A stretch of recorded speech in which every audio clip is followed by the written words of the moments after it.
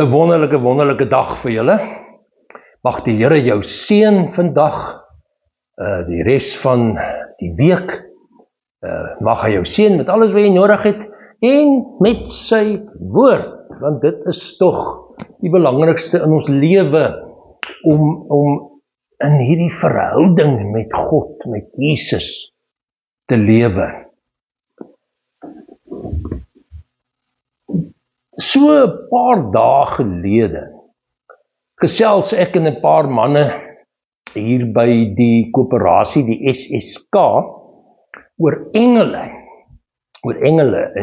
En die een ou vra vir my, dink ek met hierdie vreeslike storms wat hier was oor die land, maar veral hier in die Wes, in die Suid-Kaap, en die wonderlike stories van mense, ja, al het hulle geweldige verliese gely met die wind en die reëns, dat hulle oorleef het.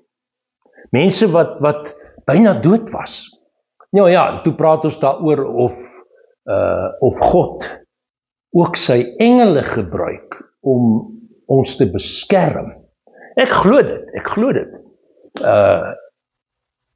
Ons sien net nie die engele nie, of nie almal sien die verskyning van die engel in watter vorm ook al.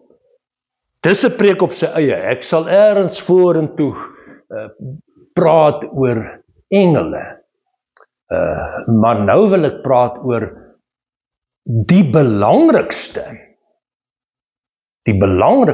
engel van wie die Bybel en dan die Ou Testament praat. Dit gaan baie keer by ons verby. En dan dink ons dit was maar 'n gewone engel wat verskyn het aan Bybelkarakters. Abraham en aan wie ook al daar in die Ou Testament. Nou, die vraag is, wie is hierdie belangrikste engel van wie gepraat word? En dan staan daar in die ou Hebreëus, die engel van God het verskyn, met sekere mense gepraat. Die engel van die Here. In die vertalings het die sekere vertalings sit dan engel met 'n hoofletter. Dit staan nou nie so in die Hebreëus nie, daar's nou nie hoofletters in so nie, maar omdat daar gesê word, dit is God self in die vorm van 'n mens. Maar dit is vreemd, hoekom God dan nou 'n engel noem? Hierdie is 'n karakter uit die hemel, 'n ewige karakter, wat in sekere gevalle dan in die Ou Testament verskyn. Verlos uit moeilikheid, probleme, help. Nou, ek wil 'n paar voorbeelde noem, oor wie is dan hierdie engel van God, en wat leer dit vir ons oor God, hoe God teenoor ons is, en dat ons dan die gevolgtrekking maak, wat 'n rampe daar ook al oor ons kom, die afgelope tyd se rampe, maar wat ook al oor jou lewe kom, siekte, probleme, dood, verliese, wat ook al, die ware engel van God is met ons. Met ander woorde, en die meeste teoloë en Bybelverklaarders sê hierdie engel dan is Jesus self. Die tweede persoon in die goddelike drie-eenheid. Vader, God, Vader, Seun, Jesus Christus, Heilige Gees. Drie persone, 3 in 1. En al drie is God, die Heilige Gees is God, nie maar 'n ding of 'n abstrakte onpersoonlike krag nie. En Jesus is natuurlik God. Jesus is God. God die Vader, ons Vader is natuurlik God. Maar Jesus was ook mens, hy het mens geword. Ons net onthou, hierdie engel, Jesus, hy's nie in die ware sin van die woord 'n engel soos die ander engele nie, maar hy word engel genoem oor wat hy doen in die Ou Testament en wat dan in die Nuwe Testament oorgaan wanneer God Jesus gebore word, mens word. Maar kom ons begin en ons gaan kyk in Exodus 3. Dis nou belangrik. Daar lees ons nou, dit is wonderlik, Israel is slawe in Egipte, hulle kry baie swaar, hulle word onderdruk, Moses word geroep, die brandende braambos, en dan uit die brandende bos, sê God, daarna sê die Here, ek het die ellende van my volk in Egipte duidelik gesien, ek het hulle noodkrete oor die slawedrywers gehoor, ek het hulle lyding ter harte geneem. Is dit nie fantasties nie? Vandag nog, omdat Jesus mens geword het, omdat God te alle tye nog by ons as mense is en wil wees, hoor hierdie woorde, gesien, gehoor, die ellende, die noodkrete, hy weet van jou, hy hoor jou nood, hy hoor jou krete, hy sien jou nood, ter harte geneem, jammer gevoel, iets daaraan gedoen, daarom sê hy, ek het afgekom, om duidelik te sê, ek is God, ek is verhewe, maar ek is nie so weg van jou af, dat ek niks met jou te doen het nie. Die klem val hierop dat hy afgekom het. Ek kom na julle toe, ek bring 'n besoek. Dis fantasties. Weet dit maar, wat 'n moeilikhede daar ook kan in jou lewe kom, die almagtige God en Jesus bring 'n besoek aan jou. Hy bring 'n besoek aan jou, om uit die mag van Egipte te bevry. Nou kom Moses en sê, maar wie is ek nou? En dan hy sê, hy hakkel, hy kan nie, en God sê elke keer, ek sal by jou wees, en dan gee hy sy naam, ek is wat ek is, vers 14, Exodus 3, jy moet vir die Israeliete sê, ek het my na julle toe gestuur, ek is wat ek is getrou, ek is vir alle tye af daar, uit die verlede het ek jou gedra, ek sal dit vandag doen, ek sal dit in die toekoms in doen, ek is altyd en ewig daar, ek omsluit jou, die woord dan ek is, en dit is waar in hierdie spesiale gevalle van die engel van die Here, met dan nou 'n hoofletter, die goddelike wese, die engel, Jesus, dat hy reeds verskyn in die Ou Testament. Daar is ook teoloë wat sê, nee, daar is nie 'n spoor van Jesus nie. Daar is geen vermelding na Jesus in die Ou Testament nie. Ag nee, asseblief, dink maar aan Jesaja, die knegt van die Here, wat ook uiteindelik wys op Jesus wat sal mens word. Al die konings het teleurgestel. Die ene was 'n verlosser vir die mense, en uiteindelik kom koning Jesus, die volmaakte koning, priester, profeet, wat die verlossing, die redding bring. Nou daai ek wil dan sê, dis God. Met hierdie spesiale engele het jy met God te doen. In Genesis, die fundament van Israel se geloof, die fundament van die godsdiens, wel ons godsdiens dan, Ou Testament, Nuwe Testament, die grond in die Ou Testament, en die Here, Genesis 21, Die Here het aan Sarah gedink, weer daai gedink, ek het jou nie vergeet nie, soos hy beloof het, en hy het sy belofte aan haar nagekom, sy het swanger geword, 'n baie hoë ouderdom, sy het nog gelag, en gesê, dit kan tog nie wees nie, dit is mos nou onmoontlik, en hierdie seun Isak in die wêreld gebring. En dan kry Abraham in hoofstuk 22, Genesis 22, God sê, Abraham, hy sê, hier is ek. Kyk hoe wakker is hy reageer dadelik. Hier is 'n verhouding met God. Dan word hy getoets, kan jy nog onthou wat? Vat jou seun, jou enigste, Isak wat jy lief het, gaan na die landstreek Moria toe, offer jou seun as brandoffer, daar op een van die berge wat ek jou sal aanwys. En hy het gepak en gegaan, hy het nie gestry nie, hy het die slawe daar gelos, en hy en die seun Isak is verder met die brandhout, en toe vra Isak, pa, maar waar gaan ons nou die lammetjie kry, om te offer? Toe sê hy, my kind, die Here, God sal voorsien.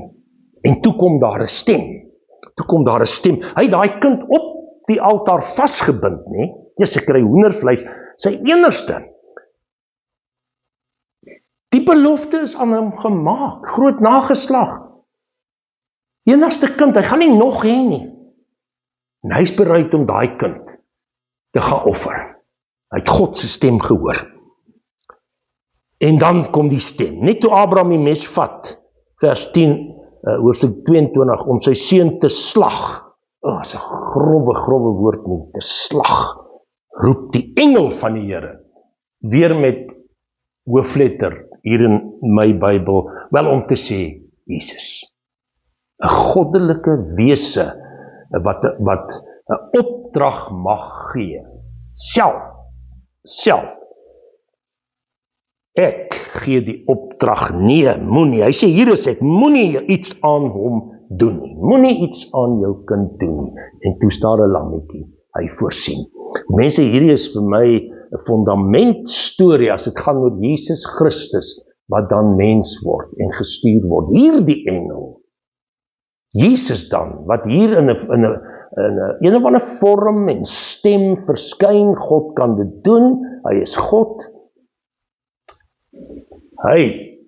Jesus word mens, hy wat van alle ewigheid daar is, God is, hy is nie gemaak soos engele, en nie geskep soos engele nie, hy was van alle tye af daar, het gaan ons verstand te bowe, maar saam met God die Vader, saam met die Heilige Gees, Jesus Christus, ewig en ewig, en dan verstaan jy in Johannes, hoofstuk 1, vers 29 tot 34, dan kom Johannes die doper, dan wys hy heen, dan sê hy wys na Jesus, daar is die lam van God, wat die sonde van die wêreld wegneem. Daar is die lam, Jesus. Hy is dan die offerlam, die enigste. Ons sê altyd die eniggebore, maar die enigste seun van God. God wat sy seun soos 'n Abraham offer, maar hy sterf werklik. Die een wat 'n goddelike werk kom doen, geen engel, geen gewone engel, kon dit doen nie, hoe heerlik, hoe wonderlik hulle ook al voorgestel is, geen leier van die hemelse magte nie, Gabriel, Michael, nee, Jesus Christus. En dan volg God verder op, Isak se seun weer Jakob en Esau se konflik, Jakob bedrieg vir Esau, julle ken nog daai storieetjie waar hy die eersgeboortereg van Esau steel, sy ou vader Isak bedrieg wat al blind geword het, en toe moes hy vlug, en hy is so bang, en dan kom daar in Genesis 33, in die nag het hy opgestaan, hy vra eers hulp, Genesis 32 eintlik, in 33 kom die versoening, die wonderwerk, hy en Esau versoen, en Esau huil, en hulle soen mekaar, Maar daar moes eers iets gebeur. Isak moes eers die engel van God, Jesus, ontmoet. Jakob het gebid, vers 11, red my tog uit die mag van my broer, ek is bang vir hom, hy kan dalk kom en my doodmaak. En dan lees ons daar waar hy deur die Jabbok drif gaan, hy gaan slaap, en dan kom 'n man na hom toe, wat met hom stoei. Dis nie net 'n droom nie. En hierdie man, hy sê, wat is jou naam? Hy sê, Jakob. En hy vra die in sy naam, hy sê, nee, ek gaan nie my naam vir jou sê nie. Jy kan nie beheer oor my hê nie. Jy behoort te weet, ek is God. En dan slaan hy hom, dat sy potjie uitspring in sy heup. Dat is dan nie interessant, tot vandag toe eet hulle nie die heup senuwee, of die heup sening nie, uit mank gebly tot die einde van sy lewe, 'n merk wat hy dra, en die engel van God self, Jesus self, het aan hom verskyn, hulle worstel. En hoe wonderlik menslik werk God nie met ons nie. Hy kan hom vernietig, hy kan hierdie arme ou Jakob plat slaan, hy laat hom oorwin, soos 'n pa met 'n kind beklei, en dan sê die pa, okay, ek sal toegee. Maar dan sê hy, jy het nie opgegee nie. Hy sê, ek het God van aangesig tot aangesig gesien. Hierdie man, hierdie engel van God, worstel met God. Ons mag met die engel Jesus, met die verlosser Jesus worstel. Ons wys soms vuis in die hemel in, uit woede vir God, en hy vat het. Maar ons stel maar merke op in ons geestelike heup en geestelike lewe,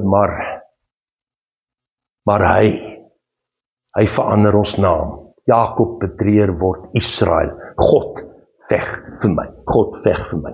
Dan kom die uittog nou, om weer aan te sluit by Exodus, wonderlik, nê?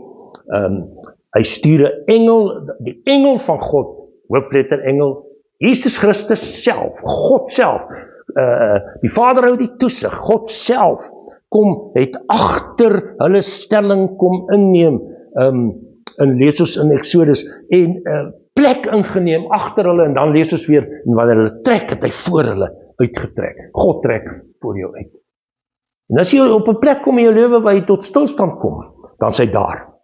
Dan neem hy stelling in om oor jou die wag te hou, soos hy in die storm oor ons gemaak het. Ja, en die wat gesterf het, dan het hy hulle vooruit gegaan in hulle reis na die hemel, die hemelse reis, om nie te vergaan, of hel toe te gaan, of wat nie, maar onmiddellik hemel toe te gaan. Daar's nog dele, julle kan maar gaan kyk, oor Bileam se verhaal in Numeri 22, en ook weer die engel van die Here. Die goddelike karakter, die goddelike persoon Jesus, wat dan verskyn aan Bileam, en sê, jy mag nie my volk vervloek nie. En die donkie wat dan praat, steeks, en Bileam slaan hierdie donkie, nee? Want die donkie sien die engel met 'n swaard in die pad om Bileam dood te slaan. En dan sien hy, lees ons in Numeri, dan sien Bileam die engel, en hy het voor hom gebuig in aanbidding. Jy buig nie voor 'n engel nie, jy aanbid nie engele nie. Hierdie ding van mense wat hulle eie persoonlike engel wil oproep, en die word 'n goddelike figuur in hulle lewe, nonsens. Engele het 'n geweldig belangrike taak, ek sal weer daaroor preek, maar Jesus, hy buig voor die goddelike Jesus. Hy weet, dit is God met wie hy te doen het, en die uitkoms.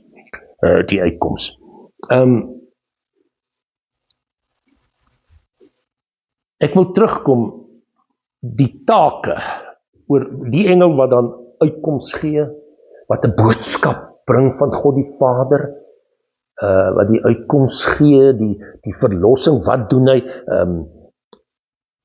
'n boodskapper, dit het Jesus kom doen toe hy mens word, dit het hy kom doen, hy was God se groot profeet, boodskapper om te sê, hierdie is die koninkryk boodskap, so sê God, dis God se plan. Vandag nog praat hy met ons deur sy gees, Heilige Gees, deur die woord, deur sy woorde wat aan ons oorgelewer is, hy openbaar God aan ons, so klop God se hart, so lyk God se liefde, vrede, blydskap, oorwinning. Hy beskerm ons. Ja, hy gebruik sy engele, wat deur hom gemaak is, want hy was saam met die Vader die medeskepper. Ja, die engele is ook gemaak, geskep, hulle is nie van ewigheid af nie. Hy kan hulle gebruik, hy gebruik hulle, om jou en my te beskerm, om ons te bevry. Hy is die verlosser, daar is die lam. Hy is die engel van God, wat sterf aan die kruis, wat opstaan. Hy is die een wat straf en tug. Hy is die een wat die vyande van God oorwin. Gaan lees maar Exodus 23, waar God sê, ek stuur my engel voor julle uit. Weer die hoofletter, nee? Of die hoofkarakter, die engel, die goddelike persoon, Jesus.